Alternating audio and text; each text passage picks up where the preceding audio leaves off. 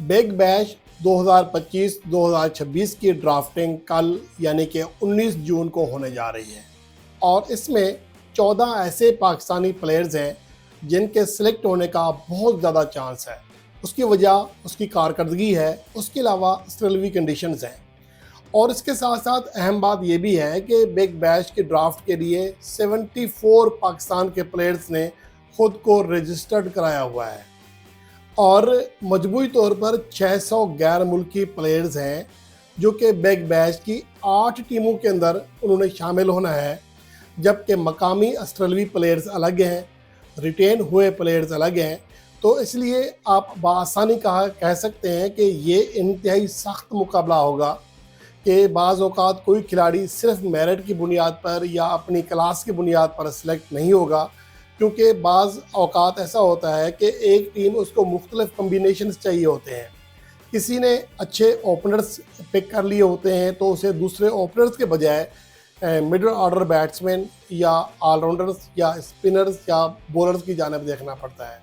तो इसी तरह जिस टीम ने बॉलर्स मुंतखब किए होते हैं या रिटेन किए होते हैं तो वो बाकी ऑप्शंस देखते हैं। तो इस वजह से खालिस्तान ये नहीं कहा जा सकता कि अगर कोई खिलाड़ी पिक होता है तो वो बड़ा प्लेयर है, अगर कोई पिक नहीं होता तो वो बड़ा प्लेयर नहीं है। क्योंकि मैं इस हवाले से ये वाजे कर रहा हूँ, लेकिन अगर बाबर आजम जो सिडनी सिक्सर में पहले ही उनकी साइन हो चुकी है, अगर वो सिलेक्ट ना होते तो यहाँ बहुत सारे लोगों ने आसमान सर पर उठा लेना था कि देखें हमने पहले ही कहा था कि ये T20 प्लेयर नहीं है। लेकिन मेरे ख्याल में ऐसा नहीं है। अगर क्या सैम अयूब को, हसन नवाज़ को, मोहम्मद हारिस को, मोहम्मद रिजवान को अगर पिक नहीं किया जाता बिग बैश में तो इसका ये मतलब नहीं है कि वो T20 प्लेयर ही नहीं है। तो यहाँ ऐसी फजूल बातें बहुत होती हैं, लेकिन उन सब चीज़ों से हटाकर मैं आपके सामने पाकिस्तान के उन प्लेयर्स के नाम रखने जा रहा हूँ जिन्हें काफ़ी चांस है उनके सिलेक्ट होने का। ये नहीं कह रहा कि 14 के 14 प्लेयर ही सिलेक्ट होंगे, लेकिन इनके बहुत ज़्यादा चांसेस हैं। इनमें से 7-8 प्लेयर्स मुंतखब हो सकते हैं क्योंकि 8 मुख्तलिफ टीमें हैं। अगर एक टीम में 1 या 2 प्लेयर भी आ जाए तो तकरीबन 10 प्लेयर्स बआसानी मुंतखब किए जा सकते हैं। और वैसे आपको बता रहा हूँ कि जो गैर मुल्की 600 प्लेयर हैं जो रजिस्टर्ड हुए हैं, उनमें 178 इंग्लैंड के हैं, वेस्ट इंडीज़ के 42 हैं और श्रीलंका के 43 हैं, इंडिया का 1 है और पाकिस्तान के 74 हैं। यानी कि इंग्लैंड के बाद जो सबसे ज़्यादा रजिस्टर्ड प्लेयर्स हुए हैं वो पाकिस्तान से ताल्लुक़ है उनका। अब जो पाकिस्तान के प्लेयर्स मुंतखब हुए हैं उनमें अगर ओपनर्स की बात करें तो 10 ऑप्शंस हैं। 11वां ऑप्शन तो बाबर आजम ऑलरेडी सेलेक्ट हो चुका है, साइन हो चुके हैं, बाकी 10 रह गए हैं। उनमें सैम अयूब, मोहम्मद हारिस, सहद अफरान, हसीबुल्ला खान, मोहम्मद रिजवान, ख्वाजा नाफे, यासिर खान, शान मसूद, अब्दुल्ला शफीक और इमामुल हक हैं। अब इनमें से जिन 3 प्लेयर्स के चांसेस हैं उनमें सैम अयूब हैं। उसकी वजह एक ये है कि उनका जो ऑस्ट्रेलिया में साबका वनडे रिकॉर्ड है, जब उनका वनडे डेब्यू हुआ था तो उसमें पाकिस्तान की फ़तह में कलीदी किरदार अदा किया था। वहाँ की पिचेस पर वो ख़ुद को सेट करने में कामयाब रहे थे, तो इस वजह से उन्हें मौका दिया जा सकता है। वहाँ के जो टीमें हैं उनकी निगाहों में सैम अयूब लाजमी होंगे और उसके साथ साथ उनकी मौजूदा जो फॉर्म है वो गो के उस तरह नहीं है, लेकिन अनफिट होने से पहले वो लाजवाब फॉर्म में थे। तो इसलिए सिर्फ ये मौजूदा कारकर्दगी ही उनकी राह में हायल हो सकती है, वरना उनके सिलेक्ट होने के बहुत ज़्यादा चांसेस हैं। मोहम्मद हारिस जिसने अपने आखिरी T20 इंटरनेशनल इनिंग्स में शानदार सेंचुरी स्कोर की है, वो 2022 के T20 वर्ल्ड कप में ऑस्ट्रेलवी पिचेस पर 2 मुख्तसर मगर धुआंधार इनिंग्स खेल चुके हैं। तो इस वजह से और इसके साथ साथ इजाफी विकेट कीपिंग सलाहियत की वजह से मोहम्मद हारिस का फेयर चांस है। जबकि मोहम्मद रिजवान एक तजर्बाकार खिलाड़ी हैं और ऑस्ट्रेलवी कंडीशंस में तकनीक की बहुत ज़्यादा अहमियत है, क्योंकि वहाँ गेंद इस तरह जिस तरह एशियन कंडीशंस में आता है उस तरह नहीं, बल्कि तेज़ गेंद आएगा और इस वजह से मोहम्मद रिजवान के भी काफ़ी चांसेस हैं। अलबत्ता जो बाकी 7 ओपनर्स हैं जिनमें सहद अफरान की मौजूदा शानदार फॉर्म PSL में भी, नेशनल T20 कप में भी, वो मुझे लगता है कि शायद ऑस्ट्रेलवी कंडीशंस में हार्ड चॉइस ना हो। हसीबुल्ला खान है, ख्वाजा नाफे हैं, यासिर खान, शान मसूद, अब्दुल्ला शफीक और इमामुल हक, इनके मुझे नहीं लगता कि कोई ज़्यादा चांसेस हैं।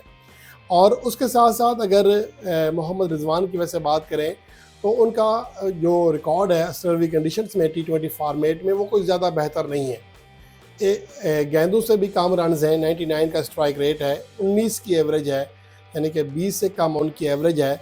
इसके मुकाबले में 145 के करीब मोहम्मद हारिस का ऑस्ट्रेलियाई कंडीशंस में स्ट्राइक रेट है।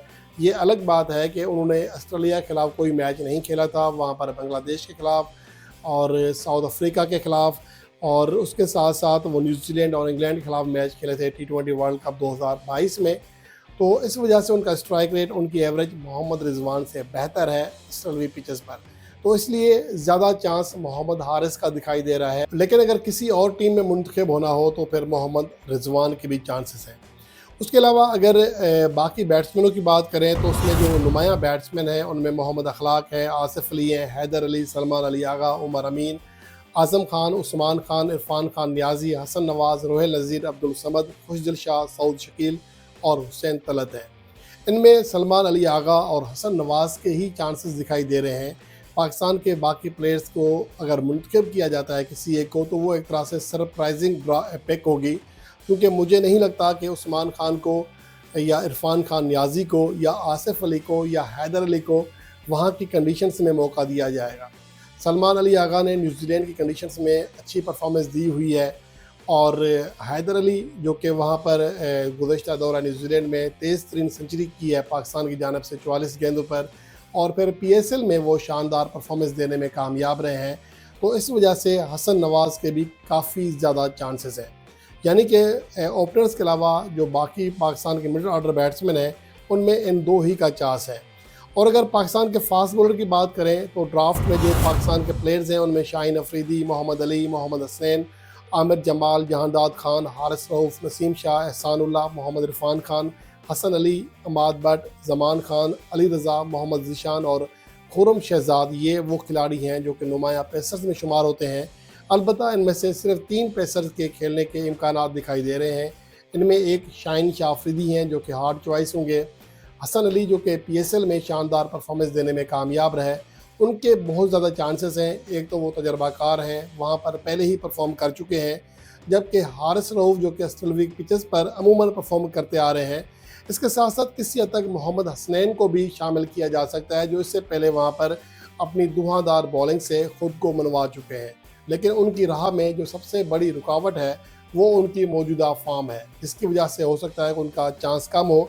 लेकिन बाकी जो 3 बॉलर्स हैं, नसीम शाह को हटा दें क्योंकि उनकी कारकर्दगी भी ज़्यादा बेहतर नहीं रही है ऑस्ट्रेलियाई कंडीशंस में और मौजूदा PSL में भी। लेकिन बाकी जो पाकिस्तान के 3 मेजर बॉलर हैं, शाहीन अफरीदी, हसन अली और हारिस रऊफ़, इनके बहुत ज़्यादा चांसेस हैं। किसी हद तक कहा जा सकता है कि जमान खान भी एक तरह से सरप्राइजिंग पिक हो सकते हैं।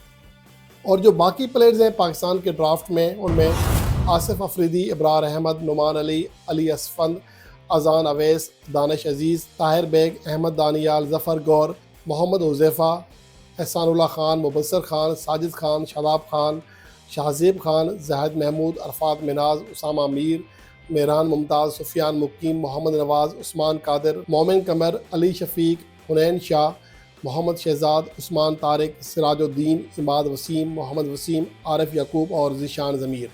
इनमें से जिन प्लेयर्स के चांसेस हैं उनमें सबसे नुमायाँ शादाब खान है, जिसकी वजह लेग स्पिन बॉलिंग और उसके साथ साथ बैटिंग सलाहियत है। इब्रार अहमद की मौजूदा T20 फॉर्मेट में परफॉर्मेंस चाहे लीग के मैचेस हों चाहे इंटरनेशनल मैचेस हों बड़ी शानदार रही है, इसलिए उनके ऊपर भी निगाहें होंगी। उसामा मीर पहले से वहाँ परफॉर्म कर चुके हैं और अच्छी लेग स्पिन कराते हैं, गेंद को बाउंस देते हैं। ऑस्ट्रेलियाई पिचेस पर गेंद को वैसे ही बाउंस मिलता है, तो इसलिए उनके ऊपर भी ख़ास निगाहें होंगी। उस्मान कादिर का गो के चांस कम दिखाई दे रहा है, लेकिन वहाँ पर क्योंकि वो ऑलरेडी क्रिकेट खेल रहे हैं, वहाँ के डोमेस्टिक क्रिकेट का हिस्सा बन चुके हैं, तो इसलिए किसी हद तक कहा जा सकता है कि उस्मान खान को इस चीज़ की फेवर मिल सकती है। और इसके साथ साथ इमाद वसीम के चांसेस इसलिए ज़्यादा हैं कि उनकी जो स्पिन है ऑस्ट्रेलियाई पिचेस के ऊपर बहुत ज़्यादा सूट करती है और किसी हद तक वो लोअर ऑर्डर में बैटिंग में भी अपना कमाल दिखा सकते हैं। तो इसलिए इन प्लेयर्स के जो चांसेस हैं बहुत ज़्यादा हैं। ये वो 14 प्लेयर्स हैं जिनमें 3 ओपनर्स हैं, 2 मिडल ऑर्डर बैट्समैन हैं, 3 पेसर हैं और बाकी अदर प्लेयर्स हैं इब्रार अहमद, शादाब खान, सुफियान मुकीम, उस्मान कादिर, इमाद वसीम और उसामा मीर, इनके खेलने के बहुत ज़्यादा चांसेस हैं। इनके अलावा अगर पाकिस्तान के किसी और प्लेयर को पिक किया जाता है तो यकीनन वो सरप्राइजिंग होगा। और इन प्लेयर्स जिनके 14 प्लेयर्स के मैंने नाम बताए हैं, इनमें से जो भी रह जाएगा सिलेक्ट होने से, यकीनन वो किसी हद तक उसकी बैड लक होगी और एक तरह से वो भी सरप्राइजिंग ही होगा।